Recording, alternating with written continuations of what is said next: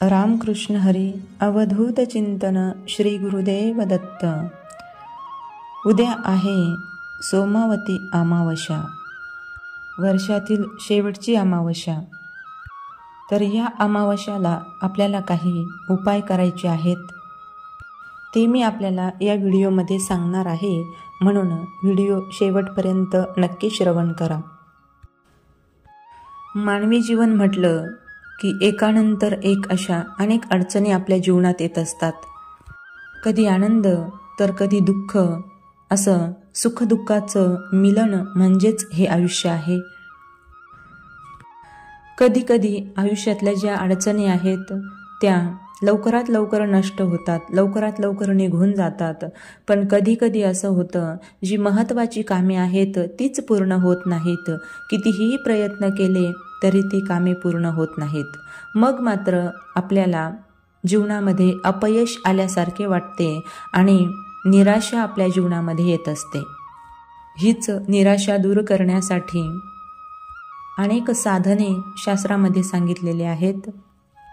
जीवन समृद्ध बनण्यासाठी, आर्थिक तंगी दूर होण्यासाठी, आरोग्याच्या तक्रारी दूर होण्यासाठी, आपल्या मुलांना परीक्षेमध्ये यश येण्यासाठी, काहींचे लग्न जुळत नसतील तर ते लग्न जुळण्यासाठी, आपलं जीवन हे समृद्धीपूर्ण आपण जगू शकतो यासाठी आपण अनेक उपाय करत असतो। म्हणून आजही आपण काही उपाय सांगणार आहोत आणि जे उपाय केल्यानंतर आपल्याला त्याचा खूप फायदा होणार आहे।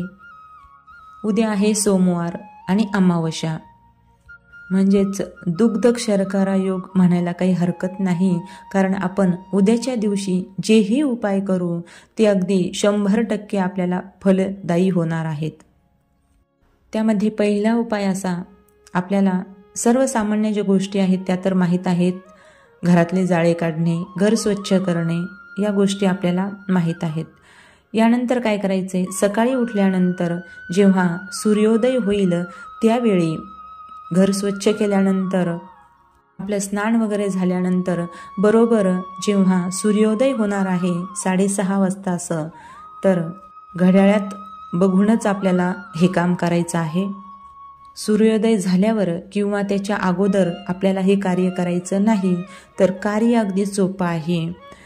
सूर्योदयाच्या वेळी आपल्याला दरवाजामध्ये एक कापराची जी वडी भेटते दुकानामध्ये, तो कापूर आपल्याला लावायचा आहे आणि आपल्याला आपली मनातील जी इच्छा आहे ती आपल्याला बोलायची आहे। त्यानंतर देवघरामध्ये सुद्धा आपल्याला अशाच पद्धतीने कापूर प्रज्वलित करायचा आहे आणि भगवंतासमोर आपली जी विश आहे ती सांगायची आहे।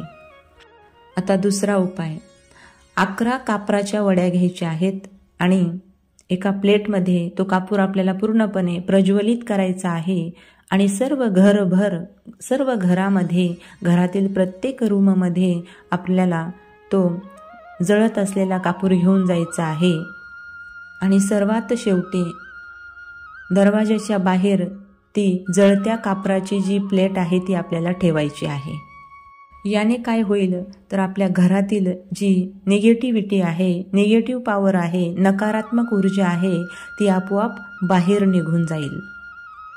उपाय नंबर 3, या सोमवती अमावस्येला आपल्याला एक सर्वांना परिचित असणारा उपाय करायचा आहे, जो की तुम्ही करतही असाल।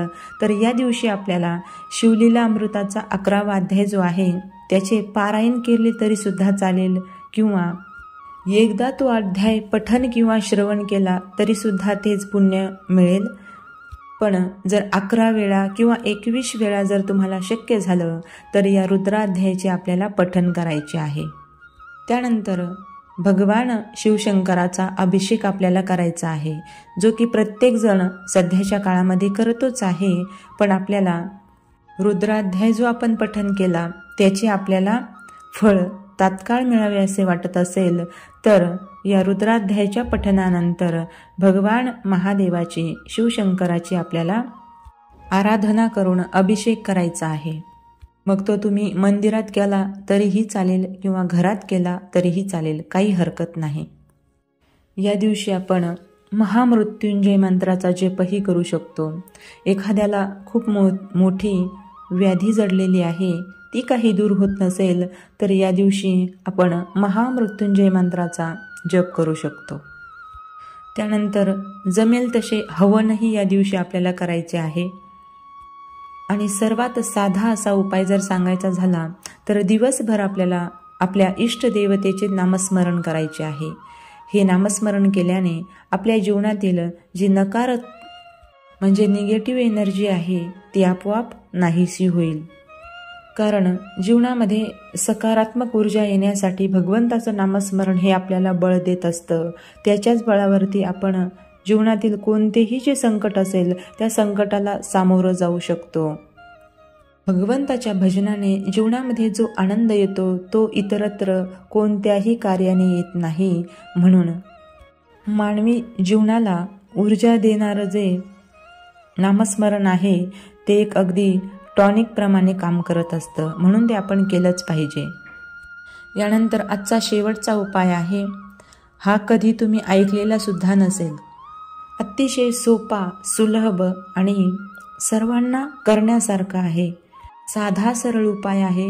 कुणाला याच्यामध्ये काहीही खर्च लागणार नाही आणि वेळ सुद्धा आपला जाणार नाही. हा उपाय 100% जीवनामध्ये फायदाच घेऊन येणार आहे. तर उपाय काय आहे सांगते. अमावस्येच्या दिवशी जेव्हा तुम्हाला वेळ भेटेल त्यावेळी एक काचेचा ग्लास भरून पाणी घ्यायचं. त्या पाण्यामध्ये थोडंसं मीठ टाकायचं आहे. त्यानंतर एका कोऱ्या कागदावरती छोट्याशा आपलं नाव लिहायचं आहे आणि त्या कागदावरच खाली आपल्या मनातील एक इच्छा जी आजपर्यंत कधीही पूर्ण झालेली नाही, ज्यासाठी आपण प्रयत्न करतोय पण ती पूर्णच होत नाही, अशी एखादी इच्छा लिहायची आहे. इच्छा मात्र एकच लिहावी लागेल. कोऱ्या कागदावरती अगोदर आपलं नाव, त्यानंतर आपली इच्छा आणि त्यानंतर 3 वेळेस धन्यवाद ब्रह्मांड, धन्यवाद ब्रह्मांड, धन्यवाद ब्रह्मांड असं लिहायचं आहे. आणि ती जी आपण इच्छा लिहिलेली आहे त्या खाली लिहायचं की ही माझी इच्छा पूर्ण झालेली आहे. तिथे आपल्याला सकारात्मकता म्हणजे पॉझिटिव्ह एनर्जी आपल्याला दर्शवायची आहे.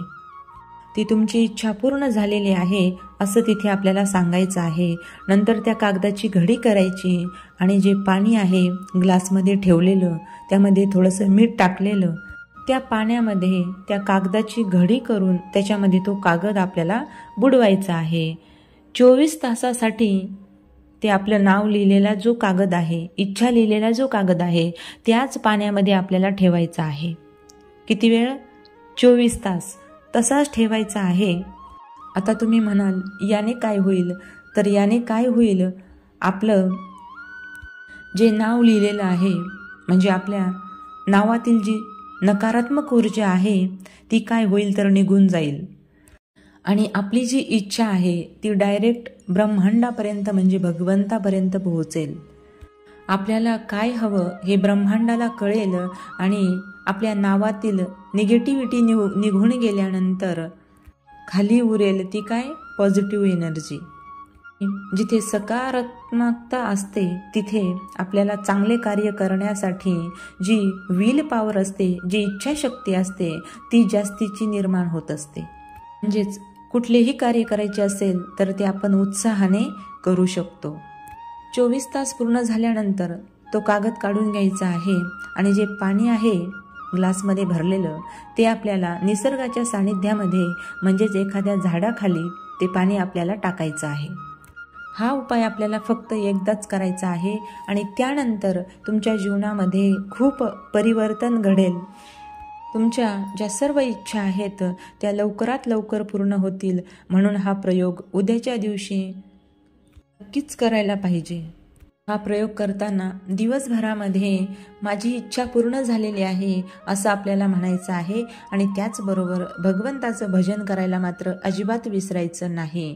राम कृष्ण हरी. अवधूत चिंतन श्री गुरुदेव दत्त.